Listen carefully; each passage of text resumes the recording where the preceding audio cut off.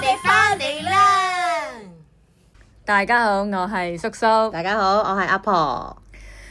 今次嚟到我哋嘅深度遊之旅啦。咁呢個深度遊呢，就唔係講我哋去旅行咯，而係我哋會對一啲嘅topic 呢有一個 go deep down， 係啦，嘗試啦咁樣，因為我哋都覺得我哋要作為一個更加有涵養嘅人，就 go deep 啲。係，我哋今次好認真咁樣，起碼冇人都食咗本書先。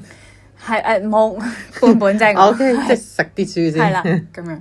咁我哋咧今次會講嘅 topic 咧，就係關於呢一個嘅整齊與混亂啊。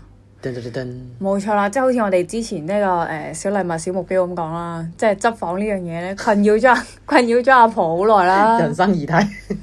冇錯啦，咁我哋咧今次就大家一齊諗下，到底呢一個議題入邊係發生咗啲咩事？點解會有一個我相信唔係我個人議題嚟㗎。我都覺得係，因為每個人都總有會有大大小小關於一啲整理啊、整潔啊、整齊同埋混亂嘅，只不過係嗰個規模有幾大嘅啫。我覺得係，所以就相信每一個人都可以有一個討論嘅空間喺度㗎。冇錯，亦都係點解會呢啲唔同嘅整理類嘅書籍，亦都捲席係啦，即係大行其道咁樣去係啦。咁咧，但係咧，其實我都係一個混亂派嚟嘅。啱啊，兩個混亂派嘅人係啦。咁點算咧？咁我哋喺度講啦，寫咗兩個混亂派點算咧？咁但係咁啱咧，恰巧地又俾我遇到一本書係關於整理嘅。Let's see。冇錯，所以今次我企咗喺整理派嘅一邊。其實就唔係真係特登嘅，但係咁啱我哋即係 study 到嘅資料咧，我咁啱咧。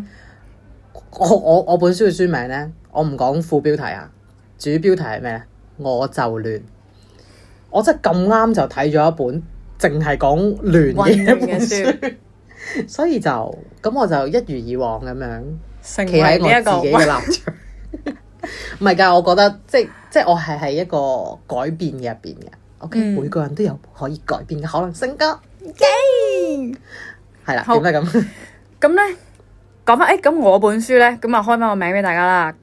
嗱，咁但係都要講翻聲嘅，就係咧，即係作者啊，即係我不能夠完全地好好地去了解晒你嘅所有嘢啦。咁其實好多嘢都係我自己再去詮釋啊，讀後感嚟嘅，係啦，讀後感嚟嘅啫。而我本書嘅名咧就叫做《真正的整理不是丟東西》。下邊嗰啲黃色字係咩嚟㗎？副標題係。物品是靈魂的碎片，整理是重生的過程，係由廖文君所著嘅，即係佢寫嘅。係華人嚟㗎？應該係。哦，因為我嗰本應該係個名係外國人名先，所以就係即係你知有文化㗎嘛？你係艾拿德薩法蒂係啦，我估係個女仔嚟。係。係，不過唔緊要，稍後再講。我仲有一個極少嘅標題，原來佢好多標題嚟㗎。佢嗱我有大書呢一抽白色字係標題。咁呢個係咩？推薦序。推薦呢個，但係呢個係本人嚟嘅喎。節錄推薦序嘅節錄。讀嚟聽下。係嘛？真正的整理不是斷捨離，也不是極簡主義，而是一個面對自己的功課。一個看到自己的方法，藉由整理物品療癒內在，走進內心。請整理校準你真正想要的人生。感嘆號！我覺得呢叫作者的話。作者的話好。咁咧，點解佢會咁樣呢？其實係因為咧，本身佢係一個身心靈導師。哦，冇錯。所以佢就好關注於自己嘅內在諗法嗰啲嘢啊，嗰啲係啦。咁而亦都因為佢係一個身心靈導師咧，所以我一開始睇呢本書嘅時候係有少少想冚翻埋嘅。expectation 嘅問題定係？我覺得係因為 expectation， 因為本身嘅時候係會覺得好啦，我想嚟睇關於整理嘅嘢，但係咧佢會喺佢個序嗰度，因為我都好乖咁咧睇完個序先真係睇內文啦。而我係覺得係好噶，即係我慶幸我睇咗個序，即係我先了解咗作者嘅心意，再去睇內文。咁但係喺個序入邊咧，其實佢係講咗好多一啲比較身心靈嘅説話，咁就令到我有啲個落差，覺得啊，咦，係咪我想要嘅嘢啊？係我想要嘅嘢啊！佢因為佢有地本係啦，佢會講好多即係謝所有發生嘅嘢，謝物品。而家我要將你點咁樣，即係好多心態嘅嘢嚟嘅喎。嘅呢一啲係啦，即係你會想象到，你就係會對住即係我可能一個即將要送佢離開嘅一個嘅書啦，咁樣係一個舊嘅物品啊咁樣嘅時候咧，你就會同佢講呢啲説話咁樣。咁但係及後咧，咁佢喺個序度有講就係話啊，但係無論如何個相遇都係一個緣分啊。咁我希望你可以睇晒成本書，咁就可以見到成件事嗰個嘅版圖係點樣啦，嗰個大嘅地圖。咁好啦，我因為佢呢句説話咧，睇晒佢都未睇得晒嘅，係因為時間關係咧，咁我哋未睇晒啦。但我就睇咗佢前面比較多係真係講整理嘅嗰一 part 咁樣，因為佢後面仲有啲部分係講即係例如你同人一齊住啊咁樣嘅時候所面對嘅其他嘅困難啊。咁呢個咧我就擺低咗先，咁又係啦。咁我就先去咗呢一個睇咗嗰個關於整理嘅嗰個部分。好啦，我有個問題，我覺得好想知，咁佢有冇究竟講整潔或者整齊要整理到咩程度？點樣先係整？我哋應該用整潔定係點樣好咧？因為嗰陣時一開頭諗混亂同埋整齊啦，即係咁講先。咩叫整齊先？係好似陳列式咁樣，即係佢鋪頭嗰啲精品店咁啊？定係啲嘢就因為我成日覺得啲嘢咧好整齊，好似好呆板啊。我個感覺上就覺得好似啲嘢就動咁動喺度咯，或者冇嘢咯咁樣。咁。所以一開頭一講嘅時候，我係完全冇 picture 對於整齊呢件事係冇，因為對於我嚟講，我知道我而家嘅房間咧，對於好多人嚟講都係一種混亂嚟嘅。但係我覺得已經係有一定嘅整齊度喺度㗎啦。當然有啲位都有啲亂，我覺得冇章法就係亂，但係我覺得大部分嘢都係有章法嘅，即係擺得唔整齊嘅。咁我想知，咁佢有冇講其實整齊或者整潔或者即係點樣嘅一件事嚟㗎？佢係由佢一開始喺即係比較頭幾頁咧，佢就用咗好大嘅篇幅去講關於整齊，乜嘢叫做整齊？跟住佢就強調咗一樣嘢，即係佢前面即係有講啦，整齊係乜嘢啊？可能佢係有條理啦，有組織性啦，又或者佢係有某一啲嘅順序啊，或者係一致性啊、穩定性啊，即係邏輯或者係協調啊之類，係啦，邏輯。咁但係去到最後咧。我覺得佢有一個比較關鍵，咁佢最後嗰句總結句子佢咁樣講，佢話整齊係一種符合自己所認為嘅秩序，從而得到一啲感受性嘅體驗。好啦，咁我覺得佢講啲嘢有啲虛啦，但係我覺得對於我嚟講最大嘅重點係咩？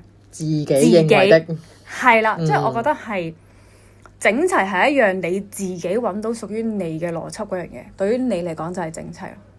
我覺得，如果後面講嗰種感受性嘅體驗，其實我覺得係佢係 relate 緊你嗰個你自己本人同埋你所擁有嘅物品嘅一樣嘢。我覺得，而佢頭嗰幾章嘅呢一啲描述咧，對於我嚟講有另外一個 point， 我係比較嗰啲叫咩啊？當頭棒喝一下嘅。當頭棒喝係冇錯，因為咧對於棒頭痛哭係咩？棒頭係啦。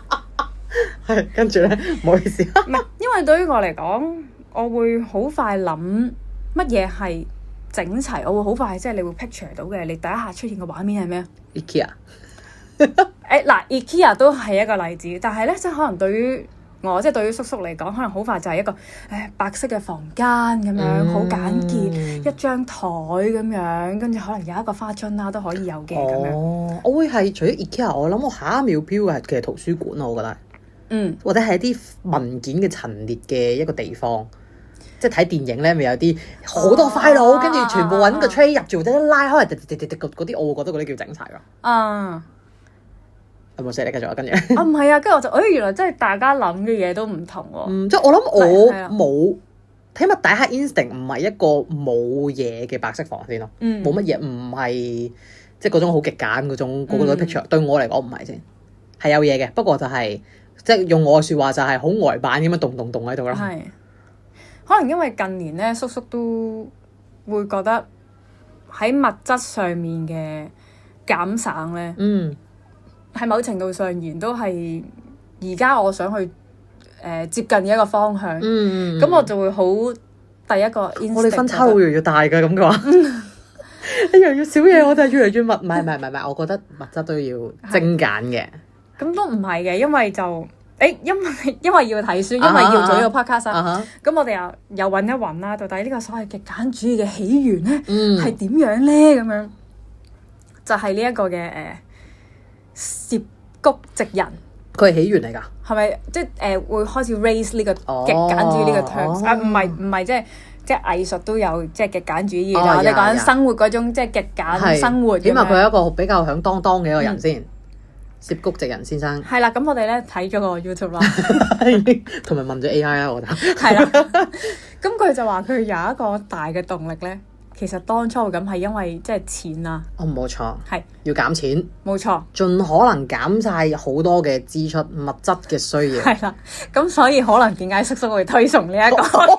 你未必係因為想減錢，而因為你冇。我冇，係啊，你必須。但係佢好想係你有一樣嘢好有 passion 嘅，然後你透過角色，我會覺得即係我好淺薄咁樣用咗嗰20分鐘去理解，就係好。用佢呢一個極減省物質嘅方法去減少佢嘅開支，以至於達到佢唔需要再為着資金去奔波，同埋你唔需要再執着於維持嗰種物質嘅生活，你就可以 release 更多嘅時間，更多嘅心力就去做佢真正有熱情嘅事。前提係你係有目的咁去做呢件事，就不是躺平咁樣咯。係啊。咁而所以一開始咧，對於我嚟講就係盡量少物質嗰樣嘢就係整齊，而佢好快呢本書佢好早已經講嗰樣嘢係整齊，只係指緊對於你嚟講有一個秩序，有一個邏輯，並唔係啲嘢好少，而係啲嘢被好有邏輯地擺埋咗一齊。跟住我就正係諗起，咦係喎，即係有啲嘢你會覺得好整齊，例如就係真係 IKEA。你覺得佢整齊，但係其實佢係好多嘢，因為佢係要賣呢啲嘢啊嘛。咁佢就係圖書館都有好多書㗎。係啦，咁樣。跟住呢個係第一個令到我，好啦，有啲料到我多，繼續睇落去先。第一個位就係佢好快已經夠快掉呢個點俾你。係啦，佢已經擺咗呢樣嘢喺度咯。而另一個就係我自己都好欣賞佢講一樣嘢係每一個人嘅獨特咯。即係點咧？就係你唔需要追外界嘅嗰個定義同埋標準咯。然後佢再講嘅就係物質對於嗰一個人嘅一個意義喺邊一度。跟住佢就有講，其實人本身係有一個囤物嘅天性啊，即係人其實真係會囤積物品嘅天性。所以其實有啲 auntie 啊，或者有啲主婦們啊，或者都唔係有啲人啊。係好中意一買一大堆嘅喎。係啊，我覺得因為其實係喺我屋企啦。以前咧其實係少啲呢樣嘢嘅，最多都係可能係話知道嚟緊會打風啊，咁可能就會。其實打風都係打2日啫。唔係咁，但係可能你啲菜又會貴啲啊。係嘅，因為我直頭係身邊有啲朋友仔咧，係嗰樣嘢好用嘅，咁佢中意啦，同埋真係會賣晒噶嘛，同埋會唔再入貨嘅。我知道有啲咁嘅情況嘅。一買係真係一格嗰啲即係超級市場嗰啲推車咧，成格掃滿果挺喎，嗰啲類型。但係有啲時候咧，譬如我去外國啦，或者有啲時候真係超市會見到有人係咁樣，即係可能係衛生巾啊，或者我叫咩紙巾啊，或者係啲咩係真係牙刷啊咁樣掃，我就覺得好好用啊！咁但係又唔，我唔知呢個囤物同個唔係外國你好難先揸車出嚟，唔係嗰啲外國 ，OK， 唔係嗰啲好遠嗰啲歐美，係講緊近地嗰啲可能嗱算啦，即係你譬如去日本咁樣啦，咁人哋係咁掃牙刷，你當咁啊日本貨咁樣，可能香港冇得賣啦，唔係難見嘅一啲現象嚟嘅喎，佢真係囤物係一個，因為佢遇到一個生存危機。但我覺得係啱嘅，因為佢有講即係人擁有物品嘅起源啊，即係當你仲係即係嗰啲遊牧民族啊打獵啊嘅時候，其實你冇乜嘢可以囤，因為你要遊，同埋你唔可以囤咯，直頭係你係咁搬屋嘅人，應該係唔會有太多嘅嘢。而你必定會 keep 嘅嘢係咩咧？必需品、武器之類嗰啲。其實你囤嘅物品一定係公仔先咯。保障緊。我要走啦，剩埋啲羊，等我拎埋隻公仔先。當大灰狼嚟嘅時候咧，我用隻公仔焗死佢。唔好意思啊，因為我真係有好多公仔。係。跟住咧，佢就係講所以你擁有嗰樣嘢，其實係因為你會覺得佢可以保障到你嘅生存。你先至會擁有嗰樣嘢。呢樣嘢喺我哋嘅基因入邊嘅。OK。就係因為佢某程度上而言，你喺你嘅佢覺得某一啲嘅物品可以保障到佢嘅生存。我覺得如果你用我哋唔講一啲好極端嘅例子，你調翻轉去睇嘅係都係以我屋企為例。就係經過咗個疫情之後，我屋企囤物嘅情況係嚴重咗㗎。因為你曾經經歷過一段時間係乜嘢都要搶，紙巾要搶，可能有即係鹽又要搶，米又要搶咁樣。係同埋你係試過係突然之間你即係中咗 Covid，你就唔知10幾日唔出得街咁樣。跟住然之後，就要等人哋用物資接濟你。咁你又啱喎，即係去到要送物資掛喺你門口嗰啲地步噶嘛？嗰陣時係啦，我覺得係，但係就係經過咗呢一個疫情之後，有生存危機。我屋企嘅囤物情況就嚴重咗啦。哇！咁啊，我真係 lucky me 啦。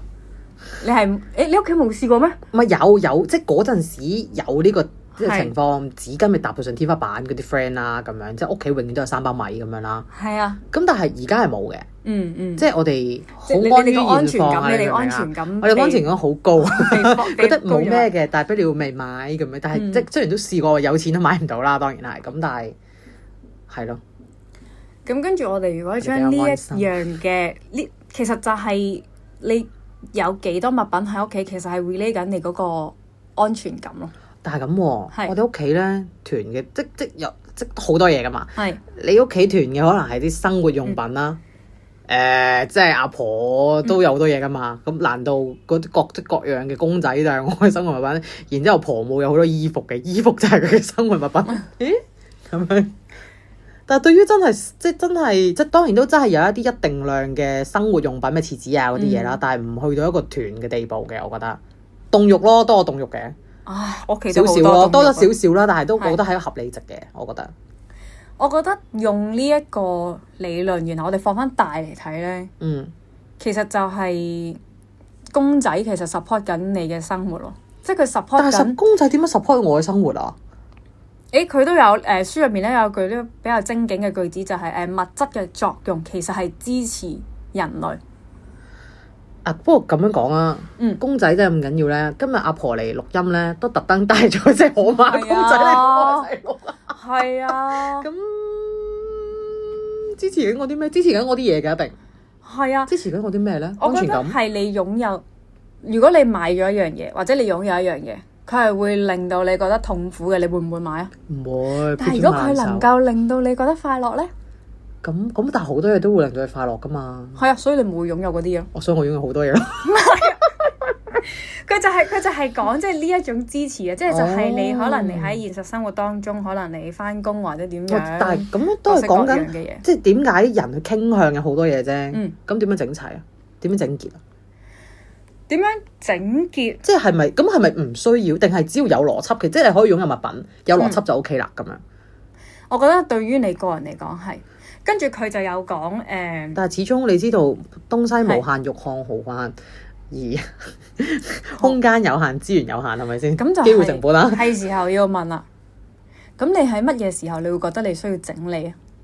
開始覺得有啲核突，覺得即以房間為例啦，即係作為喺屋企住人，即係控制空間有自己房間已經好感恩㗎啦。OK。可能會係覺得間房好亂，唔想 stay 啊，或者係想要嘅嘢好難揾到啊，明知嗰樣嘢喺嗰度，但係拉唔開個櫃桶啊，或者係見到個堆嘢就覺得自己好垃圾啊，覺得點解咁懶嘅我咁樣嘅時候就會覺得要整理咯。所以其實佢就係覺得整理只不過係揾到人，即係你啦，同埋你所擁有嘅物品之間嘅平衡，呢一個就叫做整理咯。點樣平衡啊？即係如果你冇覺得啲嘢好多，或者你冇覺得啲嘢令到你揾唔到啲嘢，又或者你冇覺得啲嘢 hea 出嚟好核突，其實你就已經係存在咗喺一個整理好嘅房間。個感覺有少少似係嗰啲，即係當然我 stereotype 啦，可能係一啲團密嘅朋友仔咧，佢哋係唔覺得自己好多嘢㗎，呢啲都係啲會用得着嘅嘢，佢亦都係。其實 so far 喺我即係我唔係真係真實認識佢哋啦，都可能隔個人咁樣識。佢哋 so far 都係有少少邏輯嘅。譬如呢度咧就係一啲外賣紙杯一大堆，嗰度就係啲外賣飯盒一大堆，要用嘅時候就會拎翻，就喺嗰度拎出嚟用。嗰度全部都係茶葉咁樣，即係有佢哋個邏輯嘅喎。亦都佢哋亦都唔覺得啲嘢係，即係佢知道自己啲嘢多，但係即係喺我微博嘅認知入面，佢哋唔覺得太有問題嘅呢件事，係人哋話你有問題。咁當然會唔會實際上真係出現咗生活問題咧？咁當然我唔係同一屋檐下，我冇得講啦。咁如果喺一個其實冇真係一啲實際嘅生活問題入面，其實係冇問題嘅呢件事。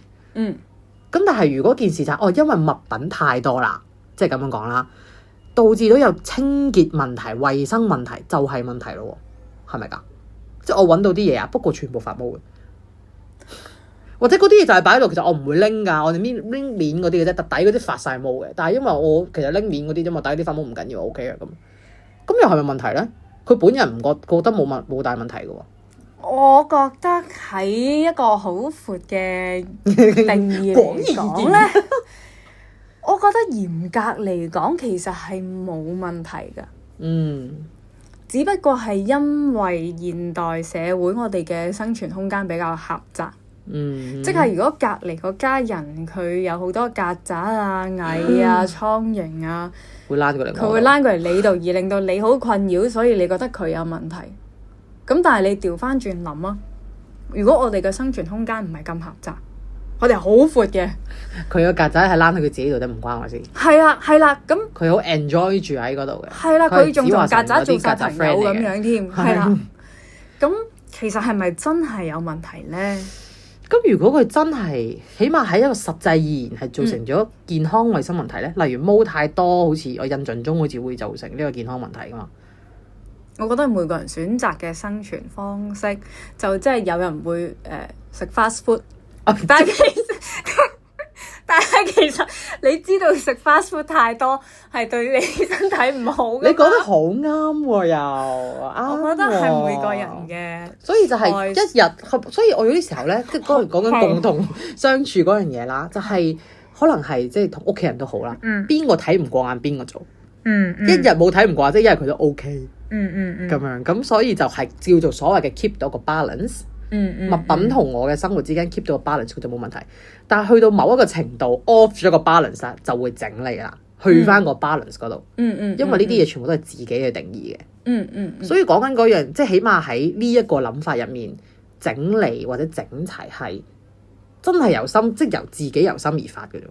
咁但係點樣判別？我有冇得呃自己話覺得OK 嘅？其實只係懶嗰啲時候，或者唔去問心自己。我覺得我係咪 OK 咁樣？即係譬如話我中意中日躝街，咁我真係中意躝街定我唔中意翻屋企？你知係兩樣嘢嚟噶嘛？中意喺街同唔中意翻屋企，但係個表徵可能好似喎。佢都有講關於你中唔中意留喺屋企，去令你去 reflect 你到底覺得你喺呢一個地方有冇感受到滿足？其實佢好強調滿足嗰個字，所以其實如果你係選擇俾好多藉口自己啊咁樣，其實就係調翻轉佢呢一度，佢嘗試用好多方法去令你願意同自己溝通咯。其實我覺得有少少回應到嗰個小禮物小目標咧。你哋咪先要做到，再追完美。先完成後完美。我成日都記唔到呢一句啊！先完成後完美，係咁樣啦。跟住佢就係會講佢，因為佢都有啲 case 嘅分享嘅。咁佢就係有一個人佢想執嘢，跟住然之後咧，但係佢就真係執唔到啊！佢唔想執啊，係會無從入手㗎，同埋真係啦，唔係佢都有分享少少關於點解你有咁多嘅壓力啊，咁樣係咪個環境嘅嘢啊，定還是係你有太多？佢用啲紙幾靚，佢咩未竟之事啊，咁樣即係你未做嘅嘢，令到你 stuck 住咗啊，咁樣。唔係喎，呢個唔係翻譯嚟喎，真係自己寫嘅喎。係啊，佢用啲字好多都比較詩意咁樣，跟住我講俾係啊，跟住佢就嗰個人就我真係唔得啊，真係唔得啊，跟住然之後後尾佢就同佢講，咁你唔好執咯。你下次再見到我之前，你都唔需要執。你而家出去散個步，食個嘢，對自己好啲咁樣。跟住之後，佢就但我咁樣唔會令你好失望咩？唔會好差咩？我咁樣。跟住佢就話唔會啊！你先要做嘅嘢係先照顧好你自己，然後慢慢同自己溝通，跟住先再去做整理嘅嘢。咁但係 at the end 咁佢。令到佢自己個人去到 calm 咗，同埋去翻一個好啲嘅狀態，咁佢就繼續整理啦咁樣。咁但係我覺得有少少似嘅就係，其實佢唔係想同你講，你一定要執到你間房點，而係佢想你開始慢慢由同你嘅物件去溝通，然後去知道你自己諗緊啲乜嘢，你想點咯。其實佢講好多。我覺得你想點都係緊要㗎，因為好多個所謂嘅整理法入邊都有講，你要 picture 你自己想要嘅空間係點。我覺得每個人都會有嘅，縱使可能同你而家嘅現況完全唔一樣。你都係會有一個想像，一個我喜歡嘅環境，我想存在喺嗰度嘅環境係點樣。佢都有從嗰個去協助你去諗咯，可以係。佢都有分享呢一個做法，就係你諗一個所謂嘅你嘅完美嘅生活環境，跟住佢係好強調你要真係夠膽想像天馬行空，放低晒你而家成間屋嘅所有嘢。你旋屋啲蛇滑梯旋轉滑梯蛇啦，你係啦，冇錯。咁你就照寫，但係我覺得幾得意，因為我覺得好似都幾好玩，可以一做嘅。我想寫喎，而家我都係啊，但係邊度想房？我想間屋。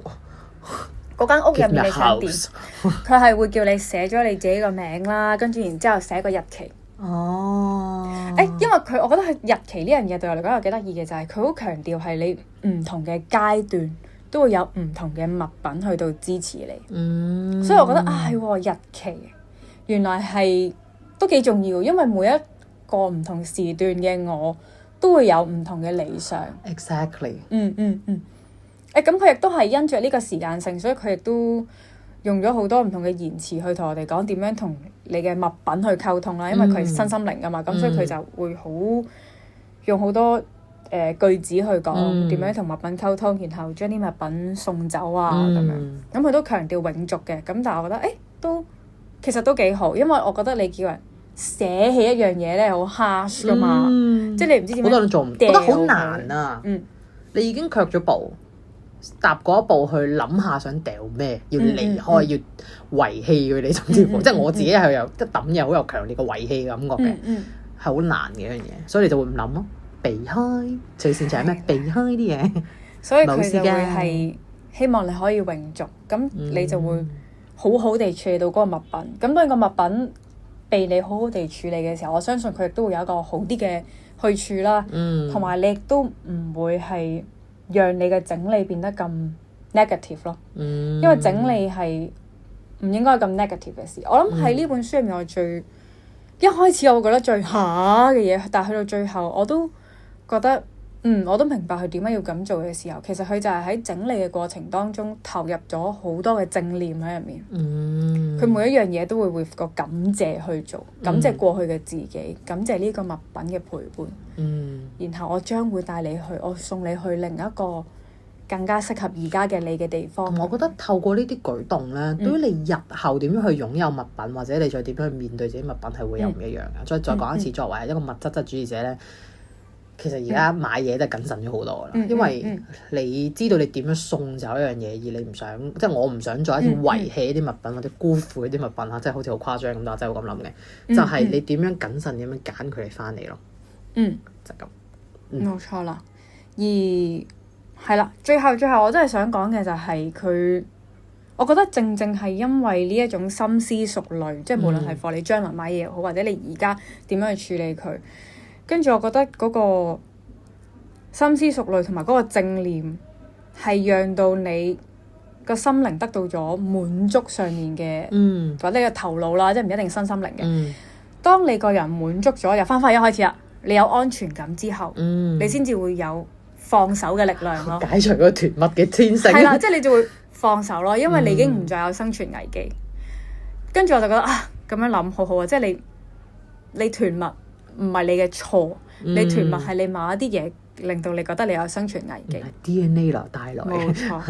最後我覺得有一句好靚嘅句子嘅，就好想分享俾大家關於物質嘅。佢話物質係一樣凝結嘅愛。我覺得係好浪漫，但我覺得係啊，就係因為你喜歡某一啲嘢，所以你曾經喜歡過某一啲嘢啦，或者，所以嗰樣物質先至會存在喺你屋企。所以你每一樣存在喺你房間嘅嘢都係 with love， 而嗰樣嘢係咯 ，that's why 你每一次整理，你都係會重新看見你嘅嗰份愛。我覺得有啲得意，雖然有啲唔同，但係我成日有啲時候身邊朋友仔咧，或者自己有啲時候想買一啲嘢啦，或者去得到一啲新嘅物品咧，但係你已經知道你可能有類似嘅嘢或者點，可能公仔假設咁樣啦，我都會話你翻屋企或者自己翻屋企攞翻嗰個 category 嘢出嚟，你再去把玩一次，用一次，你就會知你係咪要帶呢一個新朋友翻屋企。因為每一次打開自己已經留咗屋企嘅嘢咧，其實每一樣你都係諗過，或者佢係好，或者你嗰下你都係諗法嚟先帶佢翻屋企噶嘛。嗰樣嘢你就覺得心寒，你就會覺得佢哋真係好美麗。你可能未必真係需要帶一個新嘅朋友翻嚟。咁當然你佢把玩咗啲寶物之後，你發現我都真係好想要喎，咁你咪帶翻去咯。我又覺得。我唔知，但係我嗰下又覺得嗰種凝結嘅愛，又或者嗰樣嘢係好靚嘅。而我哋其實已經有好多好靚嘅嘢，但係我哋有冇經常或者有冇一個機會去翻看佢咧？咁我哋會期望我自己咧，起碼喺我嘗試擁有同一樣物品之前，我會先去再睇一次我已經有嘅寶物，然之後先至再考慮一次咯。嗰樣嘢既可以欣賞多次啦，或者用多次啦，我自己嘅東西又可以謹慎咁樣去購物啦。咁咯希望今集都帶俾大家有 fruitful 嘅一個時間啦。下一集就等阿婆去分享下佢嘅我就亮，拜拜，拜拜。